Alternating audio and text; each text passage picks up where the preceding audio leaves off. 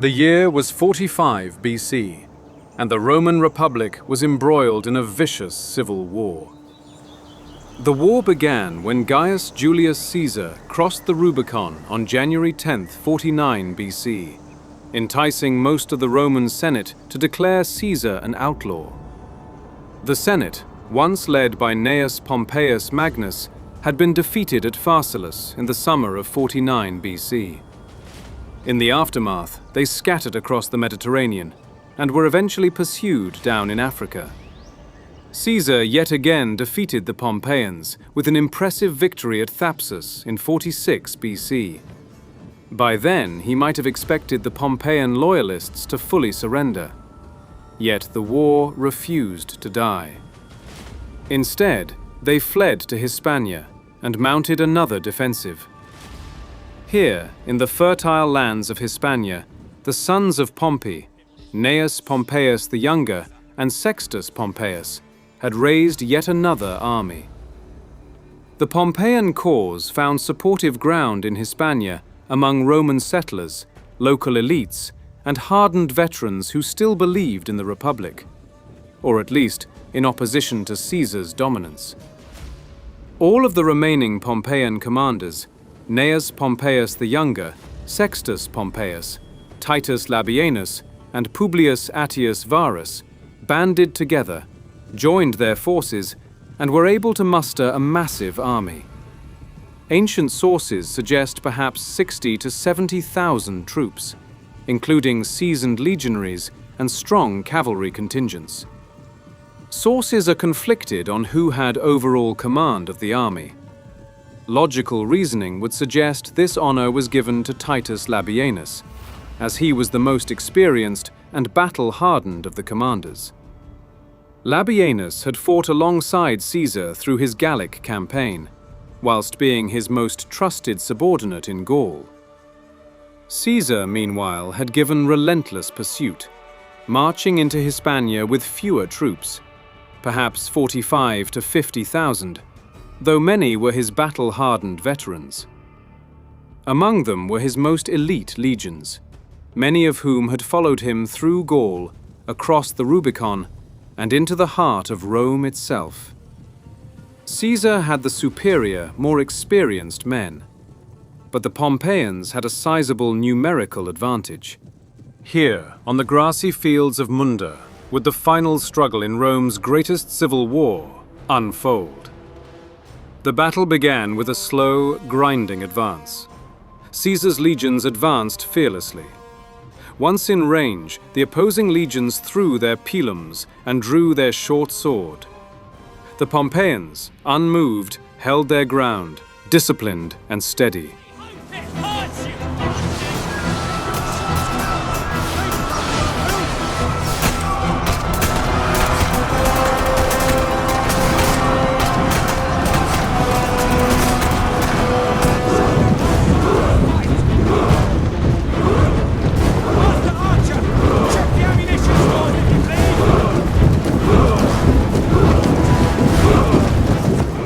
Their position and numbers gave them every advantage. There was no clever stratagem or brilliant tactical maneuvering from Caesar. This battle was to be fought head to head, with blood, sweat, and brawn.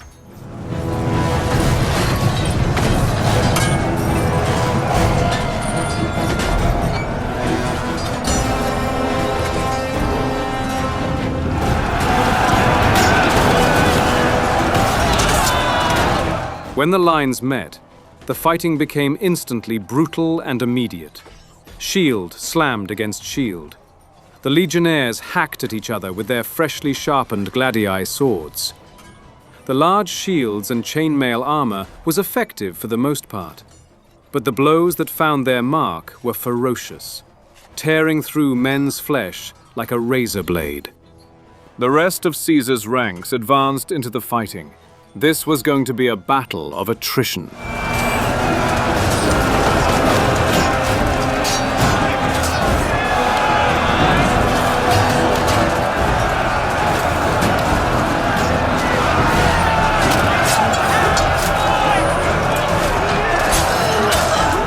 The uphill offensive sapped Caesar's men of energy. His formations began to stall. Coupled with the deeper and more numerous ranks of the Pompeians, was inevitably enough to bring a complete halt to Caesar's men. After a short while, the fighting came to a complete standstill. Roman soldiers continued to stab and slash in tight quarters. Men slipped in dust and blood, only to be trampled by those behind them. For hours, neither side gave way.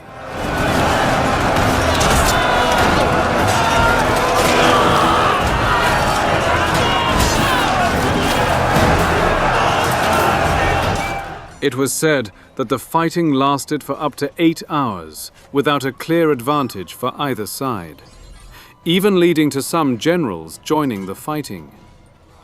With the fate of the entire civil war on the line, Caesar, unwilling to allow years of hard work and campaigning to be lost, rode amongst his officers claiming, "I have fought many times for victory, but now I will fight for my very life."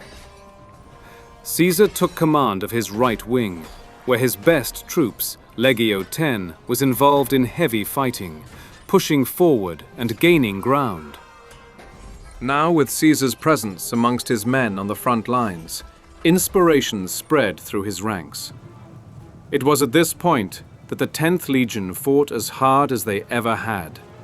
With their vast battle experience, they mounted one massive unified push, which inflicted casualties and forced the Pompeian left to give ground.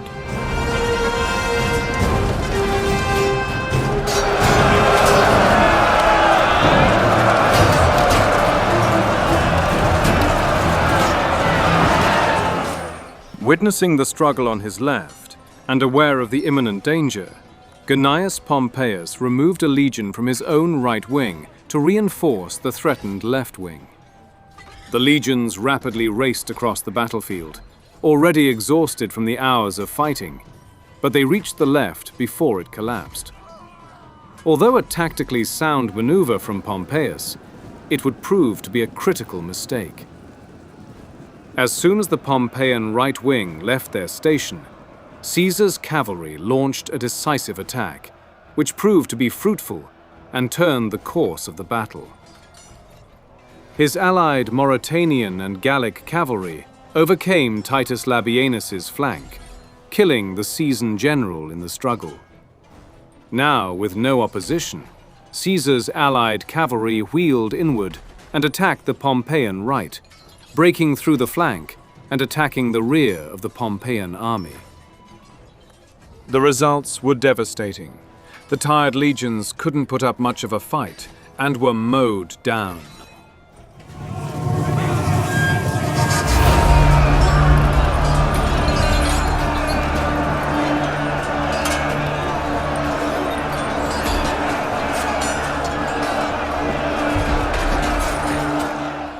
What followed was slaughter. The Pompeian army collapsed into chaotic retreat.